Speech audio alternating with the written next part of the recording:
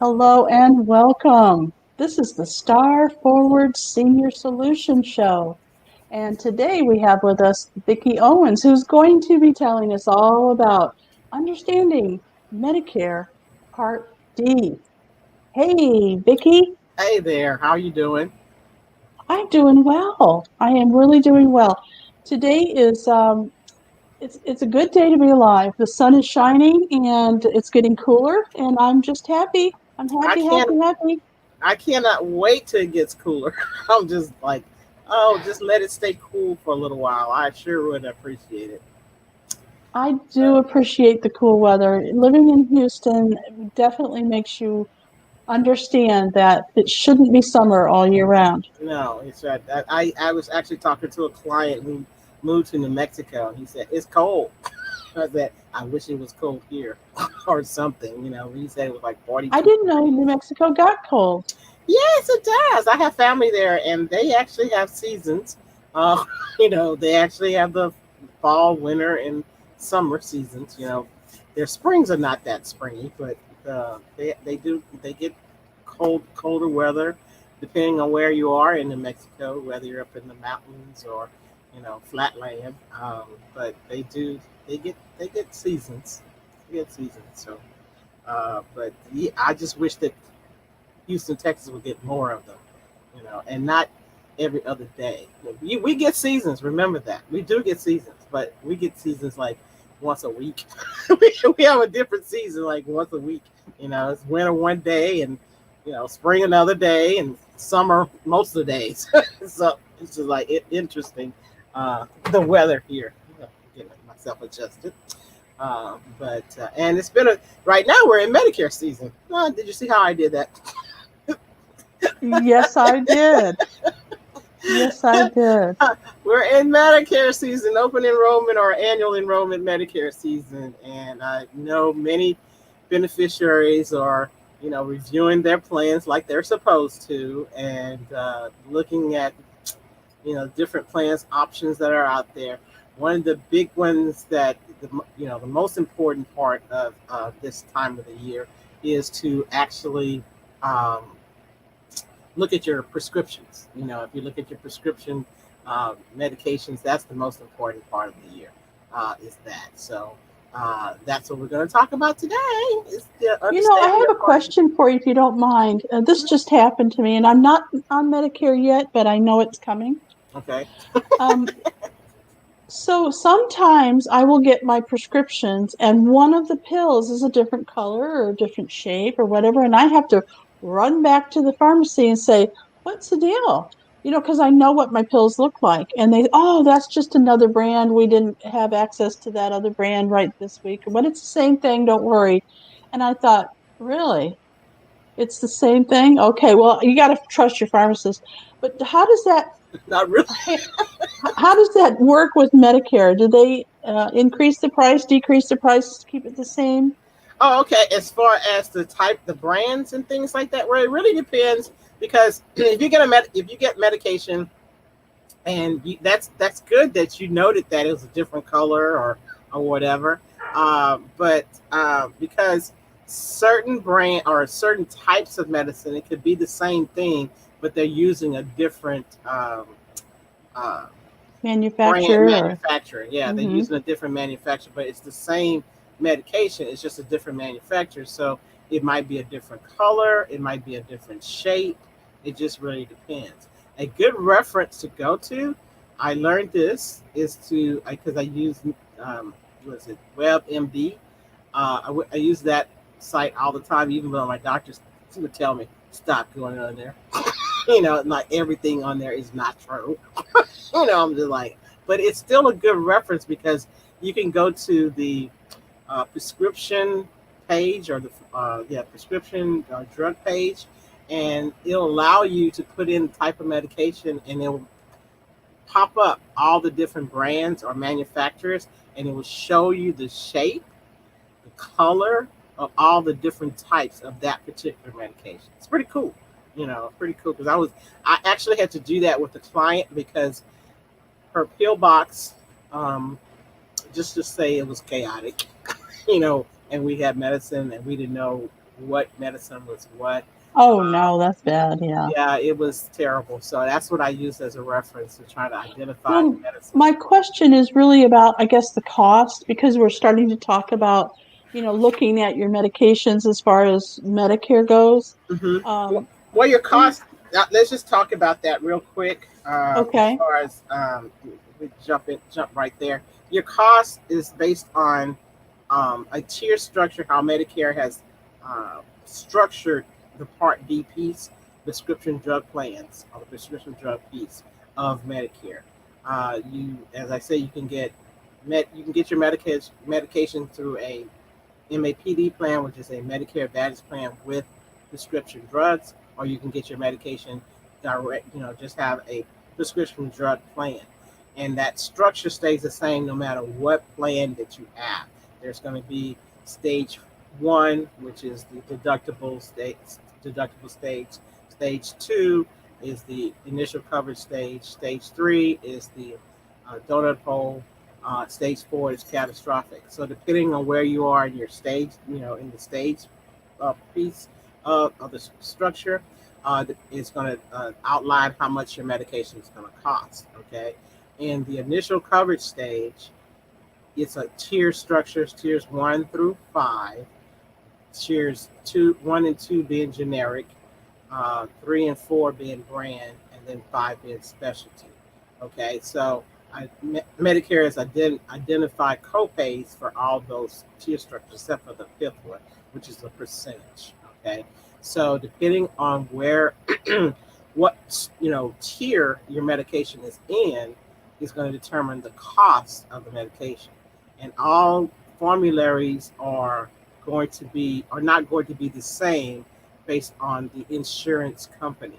So Aetna's formulary, or their prescription formulary, is not going to be the same as a Cigna or Humana. They're going to have different formularies. So depending on that medication, I'll just use metformin for example, and depending on the dosage, metformin could be a tier 2 medication in Humana and a tier 1 in Cigna, or it could be a tier 3 in Aetna.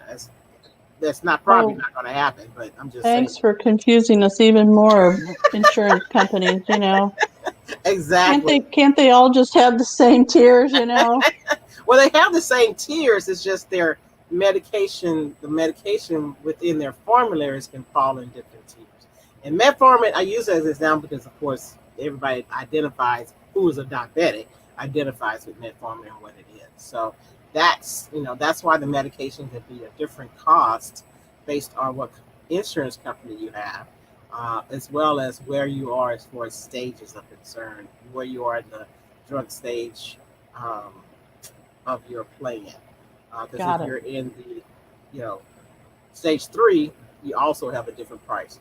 So it really depends. So okay. I don't know if that answered your question, but that's how Medicare actually classifies medication, as well as what the cost is going to be. So it's not necessarily the color or the shape of the pill that I'm concerned about. It's which tier I fall into depending on the insurance company that you put me in. Yeah. And okay, that's got why it. During this time is a good, you want to review your medications with the plan that you're in, because they change every year. I mean, I'm sorry to tell you that this gets more confusing, but when I say they change, they can make changes every year. Okay, so they can make changes. That's one of the reasons why I love having you here on the show every week, because you have a phone number right here that they can call you, and they can ask questions about their particular situation, because everybody's different. Yeah, everybody's We learned different. that during the elections, how different everybody is. I thought everybody was like me, but oh no, I learned, no, that's not true. 74 million, is it 74 million? 74 million people basically were the same. 70 million were not. We were all, that's how different things were. So it's interesting, quite interesting. It is very interesting. Quite interesting. And we all have a different we all have different things that matter to us. I'll give you one example of something that came up. When it comes to Medicare, you need to have an address, right? Because it's based on whether you live in Texas or whatever. So what happens if you get into a motorhome and you want to travel around and you sell your house? I mean, what? What Exactly. That and it's causes a whole nother. yeah, and the thing is that you cannot be identified, and you can't get anything from. I was on the with client today. Is that and she needed to get a new Medicare card. Well, the address that you have with Social Security, that's what Medicare uses to know where you are and everything. And if you give them the wrong address, you're non-existent. Because they said that's not you, that's not the address we have on you.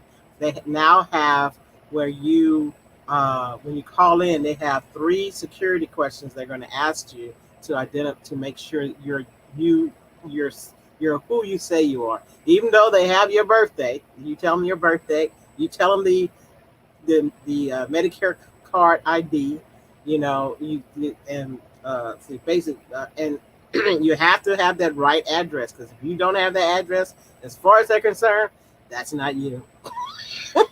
That's not you. And then, but to get past that, they have like 3 questions they'll ask you, this random questions that you are only one that's supposed to know those, one of the 3 questions to get you past what you're trying to get accomplished on the phone with them that day. So make sure your address is up to date with Social Security wherever you're living. So if you move, get a post op. I mean, well, get some type of. You're going to have some type of address that you get your mail. That's the bottom line. So wherever you're going to be picking up your mail. So if you're moving around the country or whatever, wherever you're picking up your mail, that snail mail, then that's the address you need to use in identifying or putting into with Social Security and Medicare. So yes, but those are the rules. They haven't caught up to the fact that everybody has might not live the traditional life in one place. So, but moving right along. Part D, we wanted to talk about Part D, which is prescription medication. And for those who are not on Medicare, or say you have not retired and basically taken your Part B, you know nothing about what Part D is, this prescription drug medication plan. That is what Medicare, that's the 4th piece of Medicare, and that's your prescription drugs. You must apply for it. It's not automatic. Now, whereas A and B, well, A is automatic. When you become A is automatic. A is automatic. There's no That covers you when you go in the hospital. Hospital, yes. See, I've learned from you. Yeah. Very good, very good. Thank you. But A is automatic. B is not automatic either, because everybody doesn't want to draw Social Security at the time that they're eligible when Part A goes into effect. So you actually have to apply for Part B as well. So you have to call Social Security and apply. I was going to say, okay, so you can't go into Social Security, so you go down, so you call them on the phone? Call them, or actually you can go online and do it. Oh, okay. I suggest, as long as your address is up to date and all your information is up to date with Social Security, and you know what that is, you do the online process. The online process is very easy. You have to set up an account with Social Security, but if you have anything wrong with what they have, if your information is not up to date, you can't do it online. It's not happening, because they'll just shut you down, because your information is not identifying with what they have on file for you. So, important piece. If you don't do anything else from this talk, update your Social Security information. Make sure it's up to date. Okay. Okay. But you apply for Part D. You have to apply for Part D, and when I say apply, you have to join a insurance company Part D plan. Okay. Or if you're going to get all, a healthcare plan, you can get it through a MAPD plan or Medicare Advantage prescription drug plan. Okay, so those are 2 ways to actually get Part D, and you want to make sure you get them You enroll in your Part D when you're first eligible for A or B. Had another call this morning. I learned a lot this morning. I don't do it this Ah, whatever. Working with Medicare, I was on the phone a lot with Medicare today, and with my clients. And so the lesson we learned about the address was one, and then two, if you do not enroll in or you do not enroll in the Part D plan on time when you're eligible to, you will be penalized, and that will follow you throughout your life. Unfortunately, wow, that's quite a yes, penalty. yes, but the example I'm going to use today was that she actually enrolled. She didn't join she didn't enroll in the Part B plan because she was still working. She didn't join. I mean, she didn't enroll in Part B until after she retired from her job. However, her job did not send in the fact that she still had insurance to Social Security. And so, even though she thought she was doing everything correctly, as far as timing, enrolling in Part B and then enrolling in a plan that had Part D in it, because her job did not make the transfer over as far as letting Social Security know that she had, you know, insurance that had Part D in it, she got penalized, you know, and she didn't, and I guess COVID, I don't know, but because there was a delay in her receiving the penalty, um, she didn't know until 3 or 4 months out. And so when she's telling me, I'm trying to fix it, like telling her what to do, whatever. If you do it early enough, if you catch it early enough, you can go to your insurance company, your current one, and say, I had it during this period of time, and offer them the proof of insurance that you can get from the insurance company you had before. But unfortunately, because the window, that gap was up, she had gone past the time frame that she could do it with the insurance company. She has to now go through the federal government, this I guess branch of the federal government called Maxim. Called what? Maxim. Let me Okay. I think it's Maxim or something like that. But they're the ones that handle all types of appeals and grievances when it comes to penalties. Um, so hopefully you'll never have to remember that name again, and you'll do everything on time, and you won't have to appeal or file a grievance because you feel like you have been wrongfully fined. But that's the governing agency that uh, handles all appeals and grievances to remove that, because that penalty, if you get it, that's the rest of your life. It doesn't go away. That's stuck. You're stuck with that. So that adds to your cost. And according to their calculation, she it was a 2 year gap between when she uh, signed up for Part D and when she was eligible for it. You're eligible for Part D. You can be eligible for Part D in two things: when you turn 65, when you get Part A, or after you basically get Part B if you don't do both of them at the same time. And so they didn't get the information from her company. Social Security didn't. So she was penalized $9.30 for the 2 years that she didn't enroll in Part B. So, and I'll just tell you how penalties are calculated based on how long it has been since you first qualified for the Part D, and when you actually sign up for Part D, by 1 cent or 1% times the national average of a Part B plan. Okay, there is a calculation and a formula that they use. It's in the Medicare and You book, or you can find it on Medicare.gov under penalties. But it's a penny times every month, every month that you did not sign up for Part B when you were eligible, times the national um, plan average. Part D plan average. So, but they show you how it's calculated, and it's recalculated every year. So, if the average plan, which is, I guess, could be good or bad, but when the plan average basically lowers, they'll recalculate your penalty.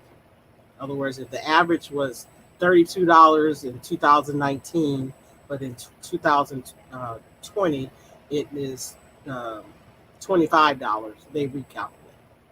Okay. Gotcha. So that's a late enrollment penalty, excuse me. And you don't want to get in that type of situation because you don't want to have to go through the appeal process to do it.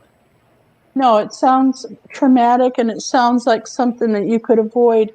And what I think is interesting about having an agent like you to help people is that you can prevent that from happening. You can let people know ahead of time. So let's say I call you and say, okay, Vickie, I'm getting ready to go on Medicare. What should I do? What should I know about?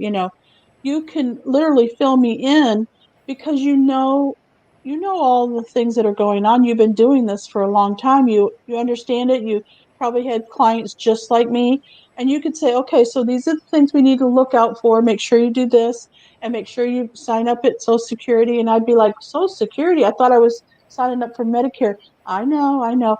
But you see what I mean? You can just help people just cut out all the, okay, I won't say that word. You can cut out all the, I know what you're talking about. And I actually, and that's what I do. I mean, this is I know. This is what I do. I love I doing think it's it. wonderful. And I love helping, Yes. clients because the thing is I love doing is I love going beyond the call of duty, so to speak. And you do. Today it was beyond the call of duty. I mean, Yeah. I didn't have to do what I did. It's like Right. I was sitting on the phone with them, like, listening to that background music. Oh dear. Oh dear. And I let my clients know. I was like, well, I'm multitasking, so I'm doing other things too. Like, because they were like, it's like, you're so nice sitting. I was like, no, I'm multitasking. I'm doing. Yeah, I'm working at the same time when I'm doing I'm that. That's right. while we're listening to the Beatles or whatever they were playing on the Sure. I'm basically being able to do other things as well. But I enjoy doing that because, to be honest with you, some clients just or some beneficiaries, it's a hassle. Just like the whole penalty thing. She didn't understand. She's like, why? She called me. I told her, I said, I wish you had called me when you first saw it. We could have like nipped this in the bud. Exactly. Because she didn't understand what it was. It was just like she had no idea. She's like, it says Part D penalty. And I'm like, yes, it's telling you. I said, but you shouldn't have. I told her you should not have had that. I said she did everything that she was supposed to do. She enrolled in her part. She enrolled in on time. Did everything she was supposed to do. And the fact is that she still got penalized, and that's because a third party was involved in the situation. So, but that's penalties. You don't want to talk. You don't want to get a late enrollment. It's called late enrollment penalty. You don't want that. For Part D or Part B, because you can get the same thing if you don't enroll in Part B as well. You will be penalized, and that will be for a lifetime, and that will be greater than the Part D. I've seen that one. That's not a pretty one. So, when can you? The other thing I want people to know is when you can switch, drop, or whatever. This is a time to make changes. It's doing annual enrollment period. Oh, that's right. It's annual enrollment until, don't tell me, December 7th. Very good. So it's annual enrollment period until December 7th. You can make, changes with your Part D and your MAPD or Medicare Advantage plan up until December 7th. And you can make multiple changes. During annual enrollment, you can say, oh, let me, roll in that one. Then you see one on TV and say, oh, that looks better. You can make that change too. However, on December 7th, whatever was the last plan you enrolled in, that's the one that's going to go into effect on January 1st. That's it. January 1st, you're done. You're toast. You're history. Yep. Bye. But this period is for really reviewing your medications. So, really focus on your medications. Many plans will have different benefits and upgrades, or sometimes they just don't. The plan's not there anymore. They get rid of the plan. So you're going to have those type of situations. But the most important part of this is to really review your plan and making sure that your medications are going to be the same that are this year, next year, so as your cost is concerned. And I know we're running out of time, so I want to basically talk. I really want to talk about getting extra help with prescriptions. Say you're in a situation where your prescriptions are just so expensive that you just really can't. It's taking you to the poorhouse. Okay, Nobody wants to go to the poorhouse. Nobody wants to go to the poorhouse, but and a lot of people think it's only for people who are a certain economic period. I mean class or whatever, and that's overall true.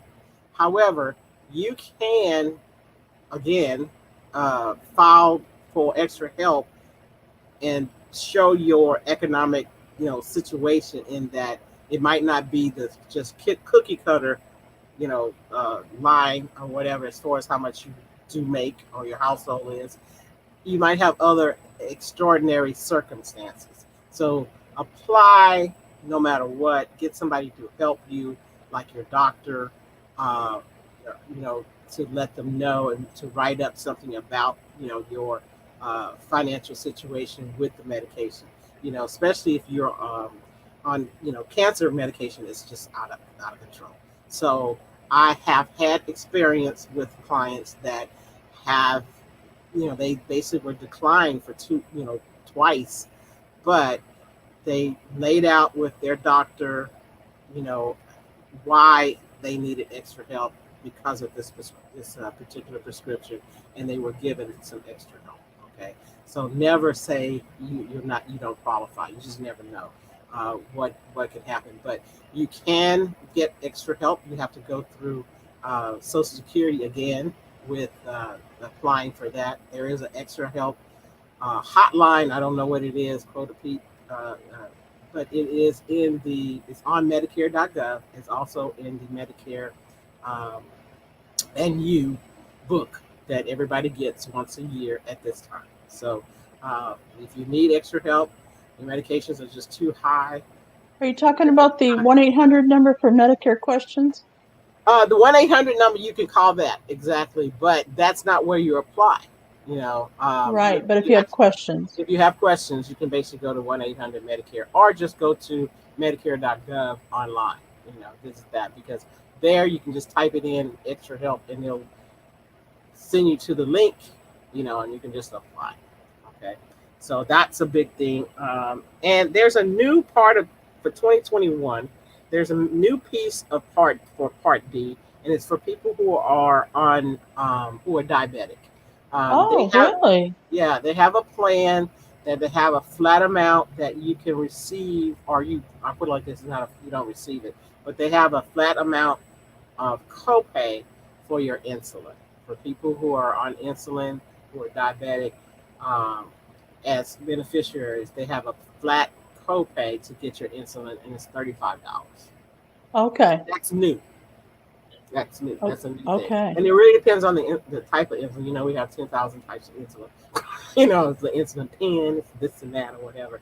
But it's for the traditional insulin. You can look again, Medicare.gov, or you can talk to me. Or you can actually go to or call your existing plan to see if they're going to implement that particular benefit, which they had better, because it's a part of Medicare now. But it is a plan for people who are diabetic, that they can get a flat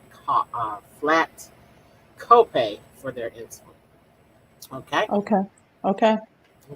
So again, anyone who has questions or you need me to review your plan, please give me a call. Go, call me at 713-444-3269 or 281-849-8373. Or you can just shoot me an email. I'm not going to it's VLOwens at starforwardsolutions.com. I'm also on all the social media channels, so to speak. This YouTube and Facebook, well as Instagram. Look for me on She Instagram. is everywhere, okay? I'm Just so you know. And I, all the links that she's talked really fast to, so you couldn't write it down fast enough, all of them are down below. Yeah, in Facebook and YouTube, and even on her podcast. Yes, she has a fantastic podcast. So yes, feel yes, free to yes, reach out to her. And I highly recommend it because why not? Why try to go on, do all this on your own? As you could tell, you might get penalized, and you don't want yes, that. yes. And also, one last thing, I am right during the season. I'm consulting at the Walmart off of Hillcroft, as well as I'm in Galveston on Fridays. I'm at the That's Walgreens. cool. Walgreens at I should meet you down there if it's nice Friday. yeah, that's what event. It's great. Yeah, It's nice. It's really nice. maybe we could have dinner down there. Yeah, that's an idea. Why not? I'm Why going to be not? there. That's right. Yeah, it's like I've been waiting for an opportunity to just, once I leave my time, is to sit back and relax Yeah. and take in the view and all that.